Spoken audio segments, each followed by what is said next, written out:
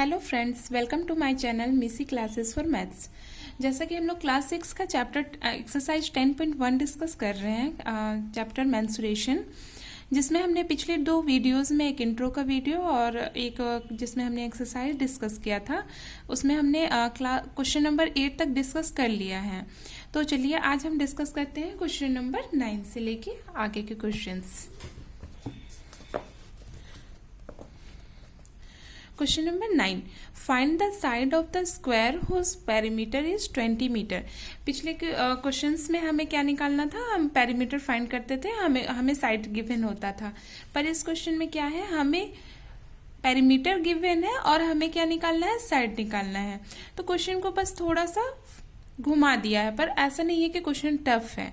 तो चलिए हम लोग क्वेश्चन बनाते हैं।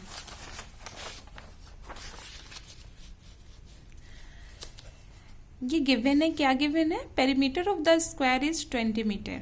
ओके, मैंने पहले से लिख लिया है ताकि आपको कम से कम समय में मैं अच्छे से समझा सकूं।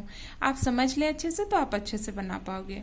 ठीक है, तो perimeter of the square is 20 metre question में गिवन है, whose perimeter is 20 metre. Okay, अब हमें क्या पता है, पेरीमीटर ऑफ द स्क्वायर क्या होता है, 4 इंटू साइड। ये सबको पता है कि पेरीमीटर ऑफ द स्क्वायर क्या होता है, 4 इंटू साइड। अब वही गिवन है 20 metre is equals to 20 metre. अब ये क्या हो जाएगा, साइड इज इक्वल्स टू 20 और ये 4 नीचे आ जाएगा डिवाइड में। ये आता जाता कहीं कुछ नहीं है। बात ये होता है कि जब बीच में इक्वल का साइन रहता है तो हम दोनों साइड में सेम ऑपरेशन कर सकते हैं। जैसे यहाँ गिवन है 4 multiply by side is equals to 20 metre. तो हम क्या कर सकते हैं, बोथ साइड में 4 से डिवाइड कर सकते हैं। ओके, तो जब हम डिवाइड करेंगे तो 4 divided by 4 multiply by side is equals to 20 divide by 4। क्योंकि हमने दोनों साइड सेम ऑपरेशंस किया डिवाइड का, तो इक्वल के साइन पे कोई फर्क नहीं पड़ेगा। ओके, तो ये क्या हो जाएगा, 4 1 जा 4 हो जाएगा। तो यहाँ क्या हो जाएगा, side is equals to 4 5 25 centimetre. तो हमारा साइड क्या आ जाएगा, 5 सेंटीमीटर। तो आपको ये क्लियर हो गया कि ये 4 डिवाइड में कैसे आया। हम इसे यहाँ लेकर ना आके हमने दोनों साइड 4 से डिवाइड कर दिया। ठीक है, कॉन्सेप्ट सेम है, perimeter of the square is equals to 4 into side. अब क्वेश्चन नंबर 10 पे चलते हैं हम। ठीक है, question number 10, the perimeter of a regular pentagon is 100 centimetre. अब हमें यहाँ क्या पता होना चाहिए, रेगुलर पेंटागन का पेरीमीटर हमें पता है, लेकिन पेरीमीटर का फॉर्मूला क्या होता है वो हमें पता होना चाहिए। How long is it's each side. अब इसके ईच साइड मतलब जो साइड है वो कितना होगा, ये हमें फाइंड करना है। तो आप बता सकते हैं रेगुलर पेंटागन का पेरीमीटर क्या होता है, 5 इंटू साइड। राइट, तो हम इसे बनाते हैं, perimeter of regular pentagon is equals to 100 centimetre. अब perimeter of regular pentagon 5 into side हमने पिछले की वीडियोस में डिस्कस किया है, is 5 into side is equals to 100 centimetre. अब सेम ऑपरेशन हम यहाँ या तो 5 से डिवाइड कर ले या 5 उधर चला जाएगा, बोल ले, बात एक ही है। तो side is equals to 100 divided by 5, ये 5 नीचे आ जाएगा, ये दोनों साइड 5 से डिवाइड कर दिया हमने। तो जब 100 को 5 से डिवाइड करेंगे तो क्या हो जाएगा, 20 सेंटीमीटर। तो इसमें हमारा साइड क्या होगा रेगुलर पेंटागन का, 20 सेंटीमीटर। क्लियर है। अब चलिए हम लोग चलते हैं question number 11। A piece of string is 30 centimetre long, what will be the length of each side if the string is used to form a square. अब ये क्वेश्चन क्या कहता है कि एक फीता स्ट्रिंग, ओके, वो 30 सेंटीमीटर लॉन्ग है। तो हमें क्या फाइंड करना है, what will be the length of each side if the string is used to form a square. अगर हमें उस स्ट्रिंग का यूज करके अगर एक स्क्वायर फॉर्म करना है, कि स्क्वायर बनाना है, तो उसके साइड्स के लेंथ क्या होंगे।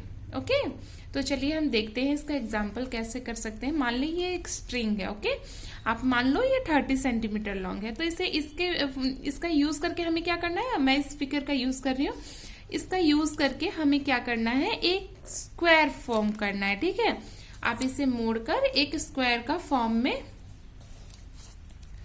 ये हो नहीं पा रहा है पर अगर हम बनाना चाहें तो कुछ इस तरह से बनेगा। ठीक है, एक स्क्वायर के फॉर्म में हमें इसे बनाना है फोल्ड करके।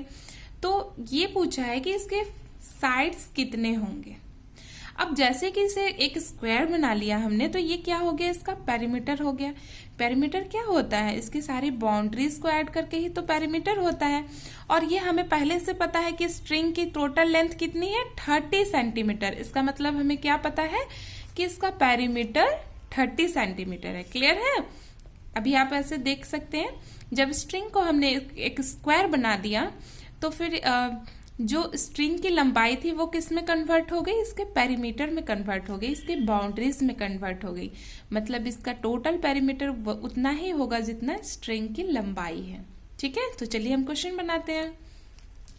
Question number 11।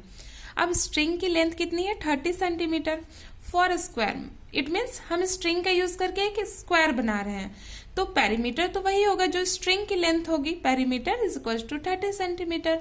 अब क्वेश्चन नंबर 9 में हमने जैसे बनाया सेम प्रोसेस इसमें करना है। Perimeter of the square is 4 into side. हमने 4 इंटू साइड क्यों लिया, 4 मल्टीप्लाई बाई साइड, क्योंकि ये स्क्वायर का है। ठीक है, 4 into side is equal to 30 centimetre.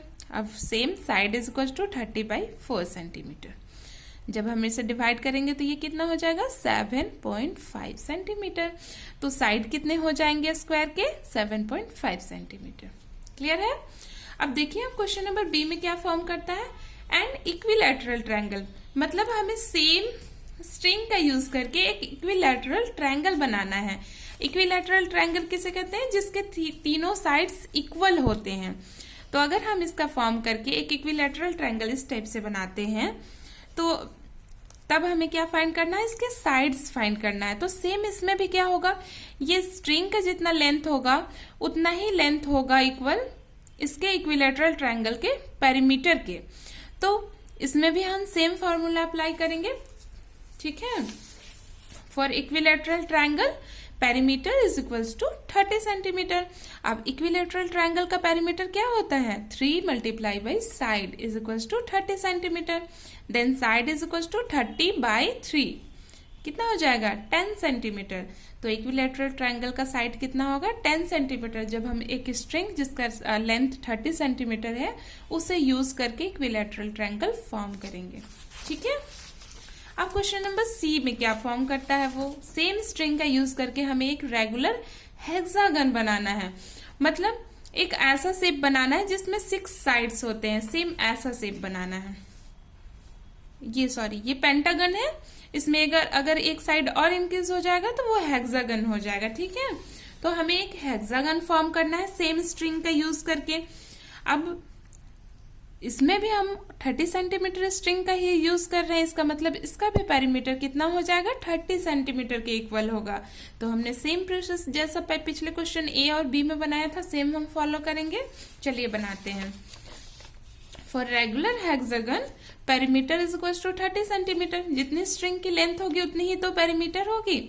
अब हेक्सागन के लिए पेरीमीटर क्या होता है, 6 इंटू साइड। यहाँ हम उसी पेरीमीटर का फॉर्मूला लगाएंगे जिसका शेप हमें स्ट्रिंग का बनाना है।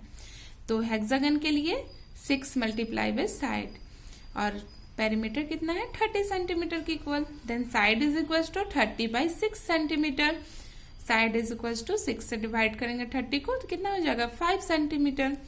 तो ये यहाँ तक आपको आई होप आपको अच्छे से क्लियर हो गया होगा। चलिए हम चलते हैं नेक्स्ट क्वेश्चन में। Question number 12। 2 sides of a triangle are 12 centimetre and 14 centimetre. हमें एक ट्राइंगल गिवन है जिसके 2 साइड्स हमें पता है, एक 12 सेंटीमीटर और दूसरा 14 सेंटीमीटर। तो हमें क्या नहीं पता है, तीसरा साइड नहीं पता है। The perimeter of the triangle is 36 centimetre. अब हमें यहाँ पे क्या पहले से गिवन है, पेरीमीटर गिवन है। Then what is its third side. तो हमें क्या फाइंड करना है, थर्ड साइड। मान लो ये ट्राइंगल है, इसके 2 साइड्स गिवन है, तीसरा साइड हमें नहीं पता है। तो अगर हमें इसका पेरीमीटर पता हो, ये तो जैसे भी किसी भी ट्राइंगल के पेरीमीटर क्या होते हैं, इनके तीनों साइड्स को हम सम कर देते तो उसका पेरीमीटर होता है। और पेरीमीटर हमें पता है, 2 साइड्स पते हैं, तो हम आसानी से थर्ड साइड निकाल सकते हैं। कैसे निकाल सकते हैं, चलिए देखते हैं। Sides are 12 centimetre and 14 centimetre. Okay, let the third side is x centimetre. या लेट एक्स मान लेते हैं, ठीक है। Then sum of sides is equal to perimeter of triangle. हमें पता है पेरीमीटर क्या होता है, सम ऑफ साइड्स होती है, सम ऑफ बाउंड्रीज होती है। अब सम ऑफ साइड्स क्या हो जाएंगे, 12 centimetre plus 14 centimetre plus x. हमें नहीं पता कि ये एक्स क्या है, तो हमने एक ये ले लिया कि एक वेरिएबल ले लिया जो एक्स है, हमने मान लिया कि तीसरी साइड एक्स के इक्वल है। Is equal to 36 centimetre. Perimeter क्या गिवन है, 36 गिवन है हमें क्वेश्चन में ही। अब 12 और 14 को जब हम ऐड करेंगे तो क्या हो जाएगा, 26 centimetre plus x is equal to 36 centimetre. अब x is equal to 36 centimetre, ये अगर इक्वल साइन के उधर ले जाएंगे या तो दोनों साइड हम -26 कर देंगे तो क्या हो जाएगा, 36 सेंटीमीटर माइनस 26 सेंटीमीटर, ठीक है। तो जब हम इसे सब्सट्रैक्ट कर देंगे तो x is equal to 10 centimetre, ठीक है। चलिए हम देखते हैं question number 13। Find the cost of fencing a square park of side 250 metre at the rate of 20 rupees per metre.